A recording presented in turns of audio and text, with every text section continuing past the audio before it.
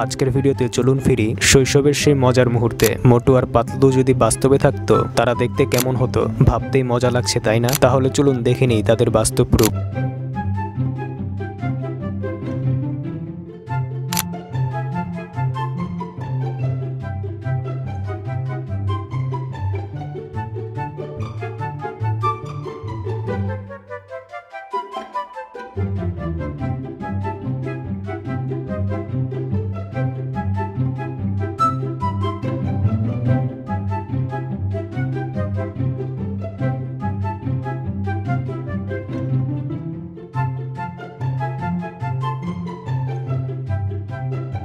ভিডিওটি ভালো লাগলে লাইক করে দিন, আর যারা এই চ্যানেলে নতুন আছেন তারা চ্যানেলটিকে অবশ্যই সাবস্ক্রাইব করবেন। আর কমেন্টে জানিয়ে দাও তোমার পছন্দের ক্যারেক্টারকে।